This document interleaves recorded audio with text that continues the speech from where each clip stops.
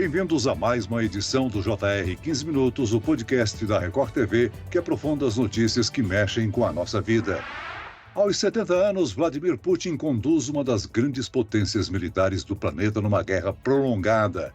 Tem um mandado internacional de prisão em seu nome e carrega suspeitas sobre a sua participação numa série de mortes estranhas de opositores ou ex-aliados. Na prática, ele comanda a Rússia desde 1999, seja como presidente ou primeiro-ministro. Mas seu estilo de governar, se até agora tem garantido o poder internamente, tem isolado a Rússia e colocado o país em confronto com potências ocidentais. Como Putin chegou ao poder e o que ele faz para permanecer no comando da Rússia? Quais os planos dele para o país, que podem explicar o ataque à Ucrânia? E qual é a imagem da Rússia no cenário internacional depois de todos esses anos sob o comando de Vladimir Putin?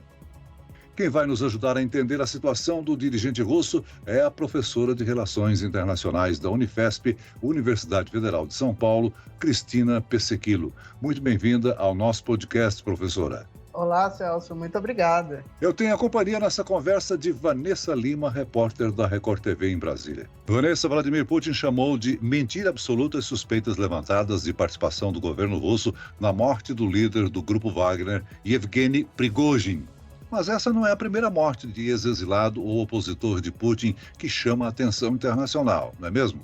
Oi, Celso, muito obrigada pelo convite. Olá, professora, seja bem-vinda. Então, Celso, em dezembro do ano passado, Pavel Antov, deputado milionário que criticou a guerra na Ucrânia, caiu da janela em um hotel na Índia. E em setembro, Ravi Maganov, presidente de uma empresa de gás e petróleo, caiu da janela de um hospital em Moscou. E há casos mais antigos, todos levantaram suspeitas.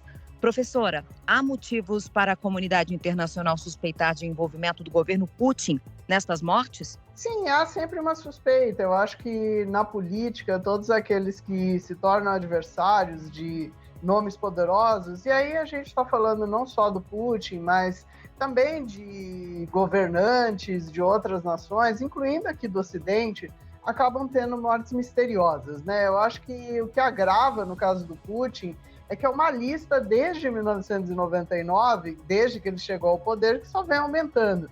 Então há sim uma suspeita de que a morte do Prigozhin possa ter sido causada por alguma ação militar russa, algum tipo de sabotagem, e isso vai, mais uma vez, para os nossos livros de história e até mesmo de curiosidades. Brigou com o Putin, de repente você não está mais aí no outro dia. E foi o que aconteceu. Professora, Putin está no poder há 23 anos. Ele chegou ao poder e se tornou o segundo presidente russo depois do fim da União Soviética, né? Exato. O Putin ele tem uma história muito interessante quando a gente pensa na trajetória da União Soviética e da Rússia. Ele era o que a gente chamava de um silovik na época da União Soviética, que ele havia sido membro da KGB, exerceu alguns cargos como prefeito de São Petersburgo, mas o passado dele é realmente voltado, né, para essa área da inteligência e contra-espionagem.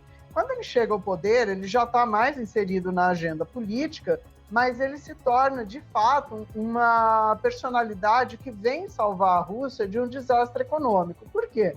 Porque o antecessor dele, o Boris Yeltsin, era uma pessoa que governou muito favoravelmente para o Ocidente, né? Ou seja, fez alianças com os Estados Unidos, Europa Ocidental, aplicou uma política neoliberal muito dura na Rússia, né? Que destruiu a economia russa, privatizações, e isso também causou uma má impressão para o povo russo de que a sua sociedade estava sendo destruída. Então, quando Putin surge na cena política, em 99, ele surge primeiro como primeiro-ministro do Yeltsin, e depois, logo no ano seguinte, ele vai ser eleito presidente, assim continua, a não ser por um breve espaço de tempo, quando o presidente é o Dmitry Medvedev, que continua sendo um dos braços direitos dele. Então, para o povo russo, naquele momento, o Putin veio como um salvador, né? Que tirou o país de uma profunda crise econômica e restaurou o orgulho de ser russo. Então, isso explica um pouco também por que ele está há tanto tempo no poder. Exatamente, professora, até o que eu ia puxar com a senhora. Como o Vladimir Putin se manteve no poder por tanto tempo? Foi só a mão de ferro que controlou as eleições e impediu o desenvolvimento de uma oposição? Ou ele realmente tem respaldo da população russa? Então, Vanessa, são as duas coisas. A gente tem uma personalidade que tem traços de autoritarismo, isso ninguém pode negar. Há uma concentração de poder muito forte na mão dele, na mão dos seus aliados. Alguns são mais visíveis, né, como o Sergei Lavrov, que é o atual ministro das Relações Exteriores, o Dmitry Medvedev, que eu acabei falando agora, que foi presidente, ele também foi presidente daquela companhia russa de gás, Gazprom, e tem sido um dos mais fiéis aliados dele. Então, existe sim um núcleo duro de poder que tem esse viés autoritário. Por outro lado, a gente tem que entender que a Rússia ela viveu durante muitos anos numa situação de estabilidade, como União Soviética. Quando a Guerra Fria acabou, ela mergulhou no oposto, né? Crise econômica, crise de alcoolismo, crises sociais, guerras nas repúblicas do lado, e o Império simplesmente foi desmontando, privatizando companhias energéticas, né, de gás, petróleo, que hoje já estão na mão do Estado há muito tempo, desde que o Putin chegou ao poder. Então, o Putin ele é querido por grande parte da população justamente por quê? Porque ele tirou o país dessa profunda crise econômica, ele tirou o país de uma situação periférica no sistema internacional e levou a Rússia de novo para o seu lugar de grande potência. Agora, o Putin também é um presidente muito pragmático, né? Ele sabe que se essa estabilidade desaparece, né, como, por exemplo, há o risco por conta da guerra ou por conta de uma crise econômica, ele vai perder o apoio popular. Então, o apoio popular dele é relacionado, como qualquer político, à sua capacidade de dar à sociedade russa aquilo que ela quer.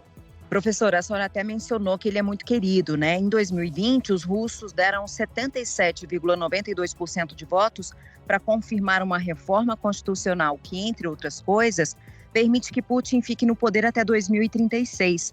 Porém, essa votação é contestada pela oposição. Como a comunidade internacional avalia as votações na Rússia? O país pode ser considerado uma autocracia? O que se diz é que sim, que seria uma autocracia e que essas eleições que o Putin vem conduzindo, os plebiscitos, eles seriam todos fraudados, né? Ou porque você elimina a oposição do pleito, ou porque há uma suspeita, né, de fraude eleitoral. A questão é a seguinte, a Rússia, ela sempre foi um país autoritário, né? Eu acho que desde 1917, com a Revolução, até historicamente, nós não temos um ciclo democrático como a gente entende aqui a democracia no Ocidente. Então, certamente você vai ter críticas de Estados Unidos, de União Europeia, as eleições não são transparentes, não há observadores internacionais. Agora, é fato que grande parte da população russa apoia o governo Putin. Isso nós temos até pesquisas de opinião que alguns institutos ocidentais, como o Pew Research, fazem e outros, e justamente por conta dessa estabilidade. Agora, sempre vai pairar uma dúvida, né? Agora, a gente tem que entender que a Rússia é um país muito diferente dos nossos, né? Eu não usaria só o termo uma autocracia. O próprio Putin, uma vez, ele usou um termo que era democracia russa, né? E a democracia russa, ela seria isso, uma democracia voltada para a preservação dos interesses russos. E com isso, dentro de um padrão que talvez não seja aquele que a gente está acostumado. Professor, essa garantia de estabilidade de Putin no poder pode estar entre os motivos dele se sentir à vontade para afrontar as potências ocidentais com a invasão da Ucrânia? Exatamente, Celso, Vanessa. O que acontece, porém, é que quando você afronta as potências, como ele tem afrontado agora numa guerra, isso traz riscos, né? No sentido de que Moscou já foi afetada por drones dentro do combate. Então, é preciso também que o Putin ele mantenha a guerra longe das grandes capitais e somente concentrada naquelas regiões fronteiriças com a Ucrânia, para que essa impressão de estabilidade ela não seja perdida, porque se as pessoas no seu dia a dia começarem a perceber que a guerra é perigosa, talvez elas deixem de apoiar tanto o governo, porque vai ter eleições na Rússia em março de 2024, né? Vai ser um período mais conturbado. Então, de repente, essa possibilidade de um arranjo de paz, ou pelo menos de um cessar-fogo, também esteja se colocando no horizonte. Então, eleições na Rússia, 2024, e também eleições nos Estados Unidos, em 2024, que é o grande apoiador da Ucrânia e vem sofrendo muitas críticas por isso dentro de casa. Professor, apesar do isolamento e das dificuldades impostas pelas sanções das grandes potências, Putin tem garantido uma espécie de isenção da China e de países importantes como Brasil e Índia. Estes países, eles evitam condenar o ataque à Ucrânia em razão do petróleo e dos grãos russos. Tem também a questão dos fertilizantes, né? Exatamente, Vanessa, e não é só isso também, né? Existe uma preocupação de China, Índia, do próprio Brasil e de outros países do terceiro mundo, né? E aí, na verdade, é um termo que a gente acaba usando, mas que se referir ao sul, né? Ao sul geopolítico. E aí, pensando nos países africanos, do Oriente Médio, muitos países asiáticos, eles continuam apoiando a Rússia, ou pelo menos não condenando, que também é algo importante. Por quê? Porque eles temem um sistema internacional que seja dominado só pelos países ocidentais, um sistema no qual eles estariam excluídos. Então, por isso que quando a gente tem reunião dos BRICS, a gente tem outros encontros, né, que essas grandes potências estão unidas, se procura falar muito de neutralidade e também o presidente da China, né, o Xi Jinping, ele fala muito de se evitar uma mentalidade de Guerra Fria. Então, se por um lado Putin está isolado no Ocidente, como a gente entende Estados Unidos e União Europeia,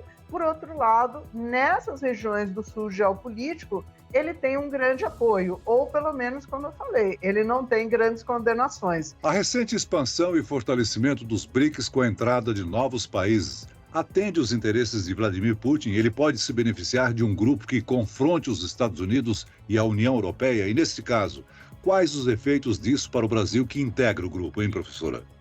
Eu acho que para o Brasil e a Rússia, e mesmo para a África do Sul, a expansão ela não foi tão interessante como oficialmente se diz, né? Eu acho que o grande motor dessa expansão foi justamente a China, né? A China tinha um maior interesse, expandir o BRICS, criar uma zona de influência um pouco maior, né? Então a entrada de países do Oriente Médio, como a Arábia Saudita, Emirados Árabes, é uma sinalização nesse sentido, né? A China tem se aproximado muito da Arábia Saudita. Agora, o que acontece para a Rússia e para o Brasil e para a África do Sul? Significa que o seu próprio poder fica menor dentro do grupo, né? Então, para eles, né, e principalmente para o Putin, é uma expansão que ela coloca em xeque a própria unidade do grupo. Será que o grupo ele vai manter a neutralidade diante das questões da guerra Rússia-Ucrânia?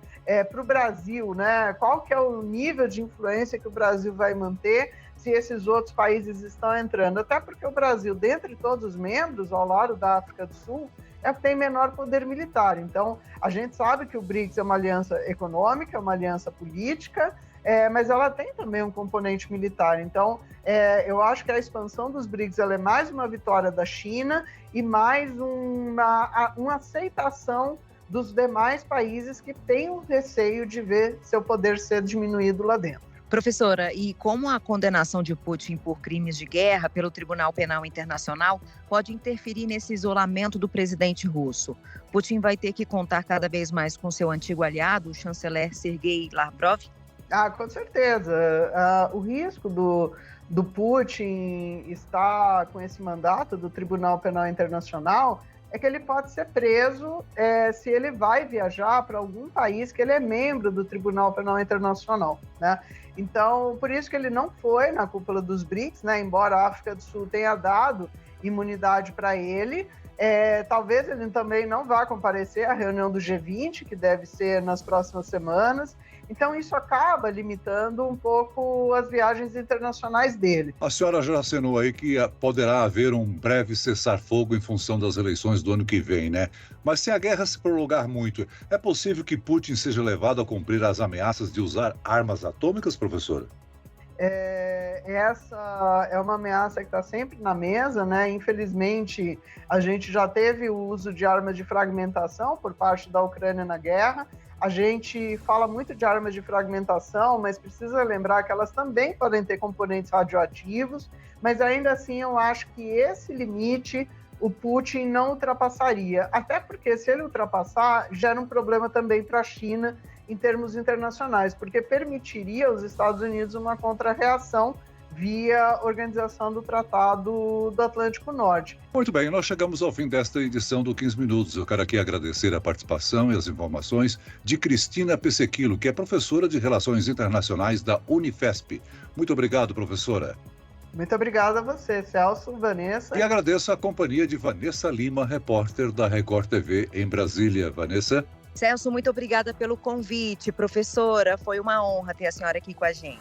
Esse podcast contou com a produção de David Bezerra e dos estagiários Lucas Brito, Fernando Russo e Kátia Brazão. Sonoplastia de Marcos Vinícius. Coordenação de conteúdo, Edivaldo Nunes e Deni Almeida. Direção editorial, Tiago Contreira. Vice-presidente de jornalismo, Antônio Guerreiro. Você pode acompanhar o JR 15 Minutos no portal r7.com, nas redes sociais do Jornal da Record e nas principais plataformas de streaming. Eu, Celso Freitas, te aguardo no próximo episódio. Até amanhã.